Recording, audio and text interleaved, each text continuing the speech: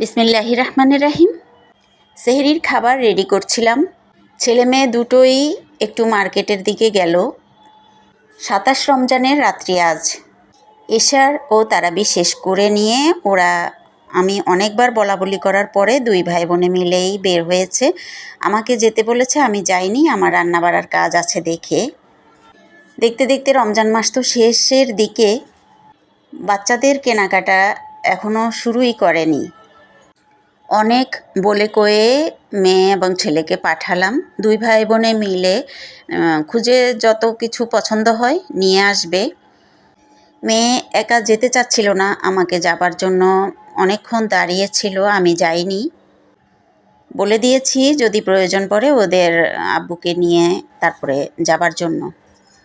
দেখি কি কেনাকাটা করে আনতে পারে। এইদিকে একা একা আর কী করব, ভাবলাম রান্নাটা সেরে ফেলি সেহরির জন্য। রান্না করতে করতে সকাল সন্ধ্যার ইবাদতগুলো আমি করছি। আমি সাধারণত সকাল সন্ধ্যায় যে সকল ইবাদতগুলো করে থাকি, আজকে না হয় রান্না সারতে সারতে সেটাই আপনাদের সাথে শেয়ার করি। হয়তো কারো পছন্দ হতেও পারে, কাজে লাগতেও পারে।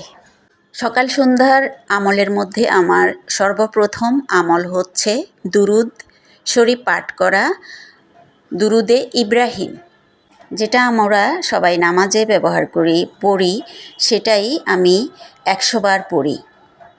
২ নম্বরে পড়ি সাইয়্যিদুল ইস্তিগফার, এটাও ১০০ বার। ৩ নম্বর হচ্ছে দোয়ায়ে ইউনুস অথবা বড় খতম বলি আমরা, সেটাও ১০০ বার পড়ি। ১০০ বার শেষ হলে একটা দোয়া আছে, তারপরে সেটা পড়ি একবার। এরপরে লা হাওলা ওয়ালা কুওয়াতা ইল্লা বিল্লাহিল আলিয়্যিল আযীম, এই দোয়াটা পড়ি ১০০ বার।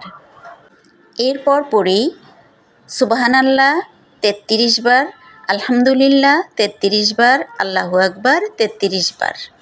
৩ ৩৩ ৯৯ বার শেষ করার পরে একটা দোয়া পড়ি, ১০০ বার হয়।